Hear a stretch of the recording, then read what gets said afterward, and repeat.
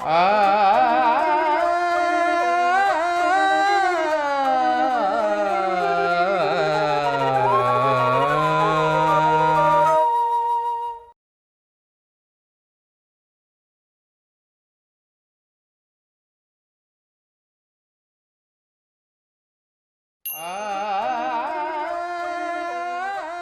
में सुमिरन सब करे, सुख में करे ना कोई। जो सुख में सुमिरन करे तो दुख काहे होए। द्रौपदी ने पहले ध्यान किया है, इनर कैसे कनेक्ट करना पता है उनको। इसी की वजह से उनको दुख का समय में उनको रक्षा मिला है।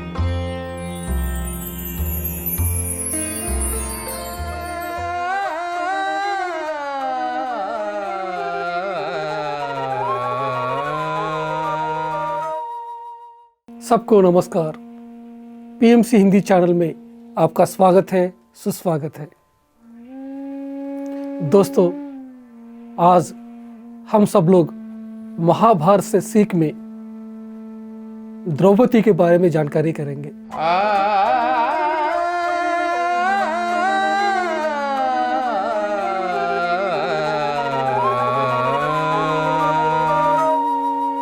फिर द्रौपदी ने धृतराष्ट्र से पूछा, आप ये विशेष बताइए, मेरा पति है, खुद हारने के बाद मुझको बाजी में रखे हैं या मुझको बाजी में रखने के बाद हार गया है, ये बताइए, पूछा।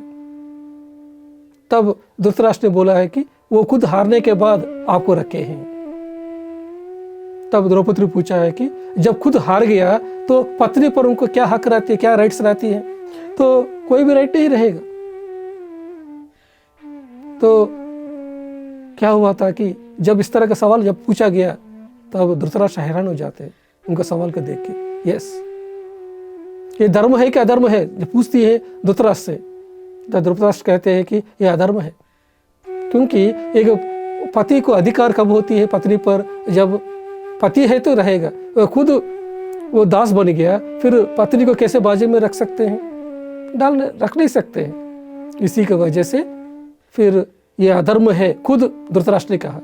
जब उन्होंने प्रूव किया है कि वो अधर्म है, तब क्या हो सकते हैं?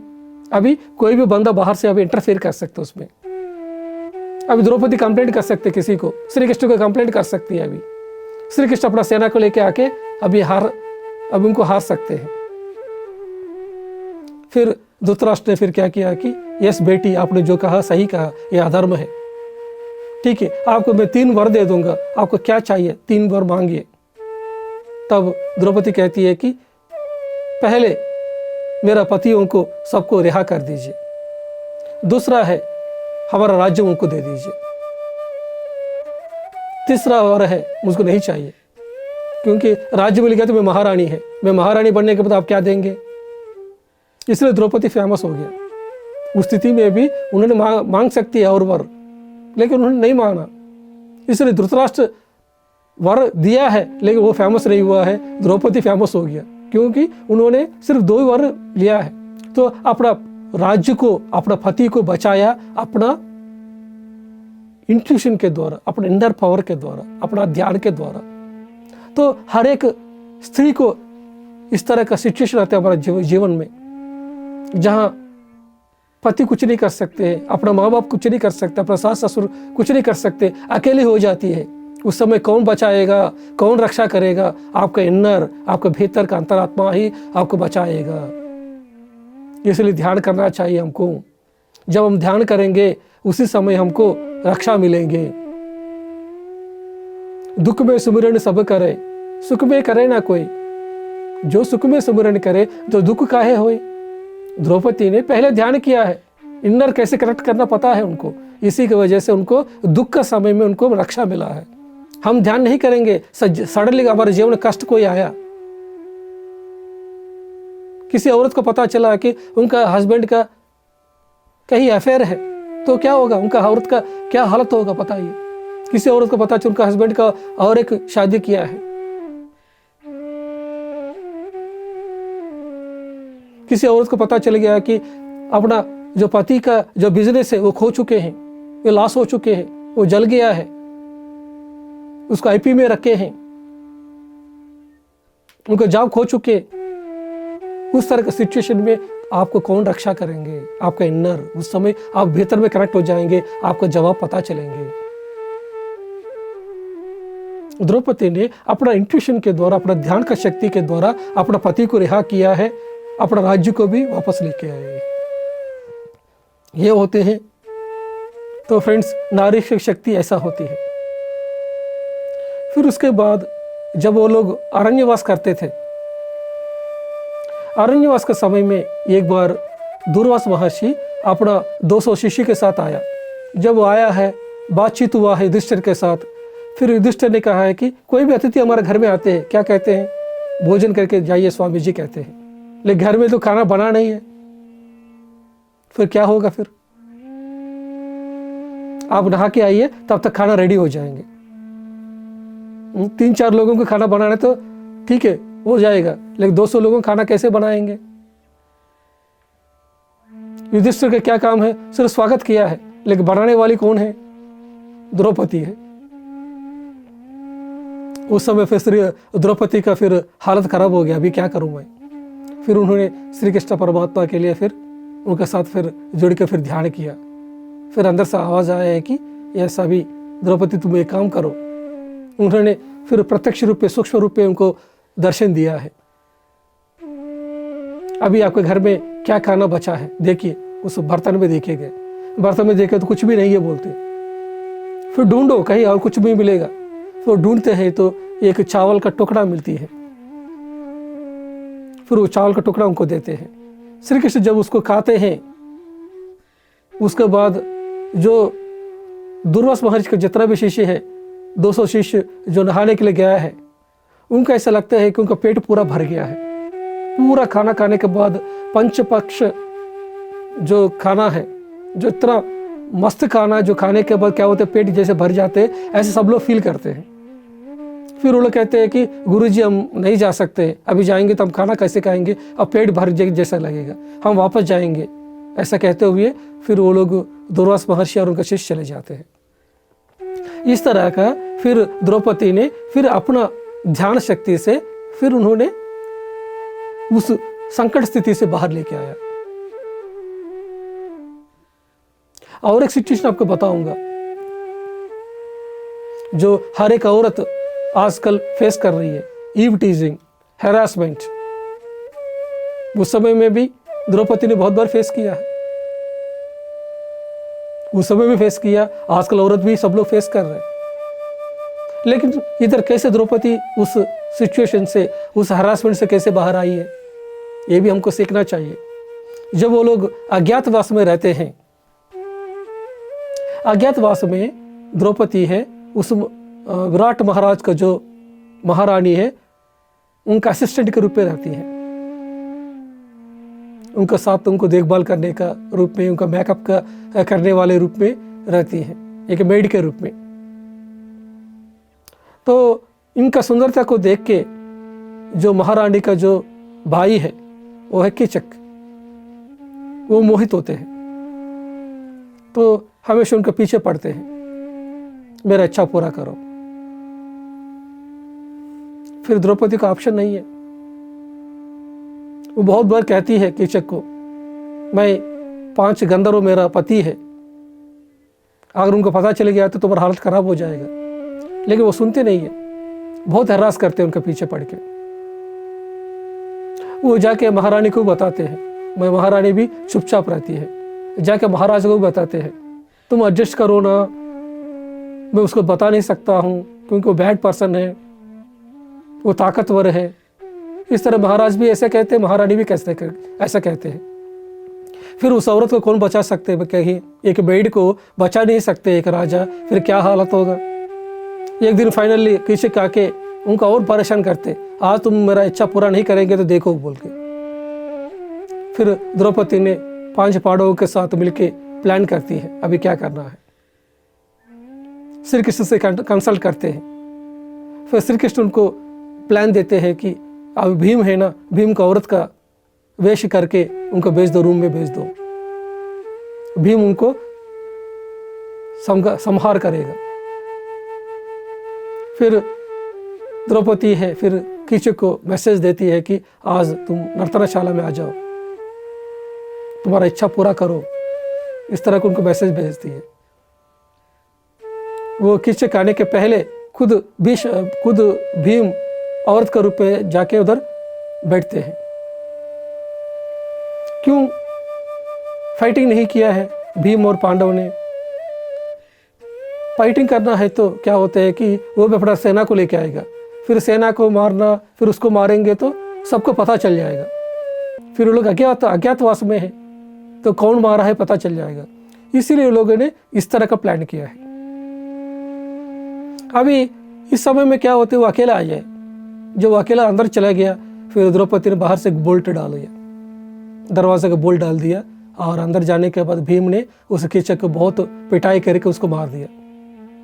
अगले दिन देखा गया तो कीचक मरे पड़े हैं, कौन मारे हैं किसी को पता नहीं है। इस तरह का संकट स्थिति से भी द्रौपदी बाहर आई है। देखिए द्रौपदी के जीवन में कितना सारा कष्ट आया, कितना सारा मुसीबत आया। हमारे जीवन में इतना सारा आया है क्या? जो महाभारत में पांडव का जीवन में कितना सारा कष्ट चैलेंजेस आया, उसको कंपेयर करेंगे तो हमारे जीवन में कुछ भी नहीं है, फिर भी हम परेशान हैं। ये सभी आते क्यों हैं हमारे जीवन में? क्योंकि हमको अनुभव सिखाने के लिए। ये सभी जरूरत है। आत्मा धरती में आती है मानव का अनुभव पाने के लिए। इस तरह का अनुभव पाएंगे तो आत्मा अनुभव के साथ रिच हो जाती है, अमीर बन जाती है। पैसा से अनुभव नहीं पाना है, अनुभव से अनुभव पाना है, अनुभव से हम रिच बनना है। तो महाभारत से, पांडवों से हमको क्या सीखना चाहिए कि कितना भी जीवन में मुसीबत आए उससे हम बाहर आ सकते हैं। द्रौपदी के जीवन में देखिए, वो कुरुसभा में कितना अपमान हुआ है, लेकिन उससे बाहर बच गई है। और अरण्यवास के समय में जब भोजन का है, उस समय में भी उससे बाहर आई है। उनके पास अक्षय पात्र है बोल के हम सुना है। अक्षय पात्र मतलब क्या है? क्षय माने नाश होते हैं, अक्षय माने जो नाश नहीं होते हैं। इधर अक्षय पात्र मतलब क्या है कि नेगेटिव थिंकिंग, क्षय होना तो नेगेटिव थिंकिंग है, और नेगेटिव थिंकिंग से दूर रहना है। कभी भी हमारे घर में कहीं भी गेस्ट आया, उस समय क्या करना है, ये सब रहिए, 10 मिनट के लिए बैठाना है और हम खाना बनाना शुरू करेंगे बिना नेगेटिव थॉट का, ऑटोमेटिकली खाना बन जाती है। ये मैं देखा हमारा ब्रह्मश्री पितामह पत्री जी से। 10-20 मिनट में 4 सब्जियों के साथ वो खाना बनाते हैं। 50 लोगों को बनाते हैं पत्री जी ने। कैसे हो गया 10 मिनट में, 20 मिनट में कैसे हो गया 4 सब्जियों के साथ? क्योंकि मैं बनाना है। जब उस तरह का हम जाते हैं, ऑटोमेटिकली क्या हो जाते हैं, वो बन जाती है। तो हर एक औरत अपने घर में अक्षय पात्र रखती है। अक्षय पात्र रखना मतलब पॉजिटिव थॉट के साथ रहना, नेगेटिव थॉट अपना माइंड में लेके नहीं आना है। और फाइनली जब द्रौपदी को पता चल जाता है कि उनको जो बेटे के सबका मौत हो गया, 5 बेटे का मौत हो गया, वो अश्वत्थामा आके सबका सिर काट के चले जाते हैं। उस समय तो एक दिन के लिए रोती है, लेकिन उसके बाद ध्यान में बैठती है। उनको पता चल जाती है ये है डेस्टिनी है, क्योंकि वो 5 बेटे हैं, वो अल्पायुष्य है, वो कम उम्र के लिए ही धरती में आया है। उनको उम्र इतना तक की है, दैट इज डेस्टिनी। अश्वत्थामा एक प्लेयर है गेम में, एक नाटक का में एक पात्रधारी है, लेकिन असली सूत्रधारी तो ईश्वर है। ये जस्ट कर्म चक्र में ऐसा हुआ है, ये जानने के बाद उनको दुख से बाहर आती है। देखिए कितना सारा कष्ट है। उसके बाद फाइनल आप देखेंगे तो जब महाभारत का पूरा अंत हो रहा था, फिर 5 पांडव ने डिसाइड करते हैं कि हम इसी बॉडी के साथ, इसी शरीर के साथ हम ऊपर लोक में चले जाएंगे, एस्ट्रल वर्ल्ड चले जाएंगे। सशरीर के साथ हम एसेंशन करना, ऊपर लोकों में जाना। फिर 5 भाई और द्रौपदी चले जाते हैं। इस कहानी में हम सुना है कि पहले द्रौपदी गिर जाती है। जब भीम पूछते हैं कि द्रौपदी क्यों गिर गया है, तब युधिष्ठिर कहते हैं कि द्रौपदी ने सिर्फ 5 भाइयों में एक ही भाई को पसंद किया, वो अर्जुन को ही पसंद किया है। इसी की वजह से वो गिर गई, ये कहते हैं। लेकिन फ्रेंड्स, इस चीज़ में मैं नहीं मानता हूँ। जब इसको मैं पढ़ा था, मैं इस पॉइंट को एग्री नहीं किया था, ये पॉइंट सही नहीं रहा। मैं बाद में बहुत ढूंढा हूँ इस तरह क्यों लिखा गया। और किसी किताब में ये भी दिया है कि द्रौपदी ने ये भी सोची, जब कर्ण भी उनका भाई है तो कर्ण से भी शादी करने की इच्छा रखी है, इस तरह का बताया गया है। यह सभी जो लिखा गया है पुरुष समाज है, जब पुरुष समाज डोमिनेटिंग है उस समय लिखा गया है। इसलिए पत्री जी ने सीतायन लेके आया है, भी रामायण की जगह से सीतायन लेके आया है, क्योंकि राम का कहानी सब लोग जानते हैं, लेकिन सीता का कितना महत्व है वो लोग जानते नहीं है। सीता माता ने कितना ध्यान किया, कितना लोग जानते हैं, कितना शक्ति पाया है सीता माता ने। इसलिए अभी ये युग है, स्त्री का युग है, एक औरत का युग है, एक नारी शक्ति बाहर आने का समय है। इसलिए सीतायन लेके आया है। हमारे एक मास्टर है आंध्र प्रदेश में, विशाखापट्टनम में, मुंशी मास्टर। उनका जब मैं सुना था महाभारत का, उन्होंने बहुत अच्छा बताया द्रौपदी के बारे में। वो सुनने के बाद मुझको लगा कि उन्होंने जो उनका एक्सप्लेनेशन है वो सही है। उन्होंने क्या बताया है कि द्रौपदी ने शरीर पहले क्यों छोड़ा है, क्योंकि द्रौपदी नहीं चाहती है कि उनके सामने अपना पति का मौत हो जाए। द्रौपदी ने 5 पांडवों को सबको प्यार किया है। कभी भी द्रौपदी पर कोई भी कंप्लेंट नहीं किया। 5 भाई ने जीवन भर में कभी भी कंप्लेंट नहीं किया। अगर वो सिर्फ अर्जुन को प्यार किया होता तो बाकी भाई कंप्लेंट किया होता था, लेकिन किसी को भी कंप्लेंट नहीं है अपना द्रौपदी पर। इसलिए हमेशा क्या कहते हैं कि एक बार सत्यभामा भी आती है द्रौपदी के पास, आके पूछती है कि आपने कैसे 5 पांडवों को बांध के रखे हैं, आपका ये भाई कोई भी आपके ऊपर कंप्लेंट नहीं करते हैं, ऐसा क्यों है, आपने क्या जादू किया है। तब दीदी आप कैसे बातें करते हैं, ये मेरा ड्यूटी है 5 पतियों के साथ प्यार करना, 5 पतियों के साथ जोड़ के रखना। मैं जिसके साथ रहता हूं उन्हीं के साथ रहता हूं। मैं युधिष्ठिर के साथ रहता हूं तो युधिष्ठिर ही मेरा पति है, उसके अलावा मैं कुछ भी सोचता नहीं। मैं अर्जुन के साथ रहता हूं, मैं उस समय युधिष्ठिर के बारे में बात नहीं करता हूं। मैं किसके साथ रहता हूं उन्हीं के बारे में सोचता हूं, उन्हीं के साथ रहता हूं, बाकी के बारे में भूल जाता हूं। इसी की वजह से मैं सबको प्यार कर पाया हूं। हम भी क्या सीखना चाहिए इसमें से, हम जहां रहते उधर ही रहना चाहिए। कहीं भी हम बाहर जाते हैं, हम अपना घर के बारे में बात नहीं करें। एक घर में, एक परिवार में क्या होते हैं, पति पत्नी रहेंगे और पति के भाई रहेंगे, सासू माँ रहेगा, ससुर जी रहेंगे, भाभी रहेगा। तो इस तरह की सिचुएशन में कभी भी क्या है कि जो एक के पास जो रहस्य है दूसरों को कभी भी नहीं बताना है। बहुत सारे लोग क्या कहते हैं, इसका बात उधर, उधर का बात इधर, इधर का बात उधर कहते हैं। ऐसा नहीं करना चाहिए। जहां है उधर ही रहना चाहिए बात, उसी समय वो फैमिली जुड़ के रहेंगे। नहीं तो जो रहस्य एक के दूसरा बात पता चल जाएगा, आपस में लड़ाई करेंगे। यही तो सीखना चाहिए हमको द्रौपदी का जीवन से। फिर द्रौपदी ने शरीर क्यों छोड़ा है, क्योंकि उन्होंने जो प्यार करती है, इतना प्यार करती है पांडवों को, वो पति का अगर मौत हो गया, उनका सामने मौत हो गया तो देख नहीं सकती एक औरत। एक औरत के लिए जीवन में और कौन रह सकते हैं, एक पति उनका जीवन है। अगर उनका पति का मौत हो गया तो औरत का जीवन कैसे होते हैं। इसीलिए उन्होंने पहले शरीर का त्याग किया।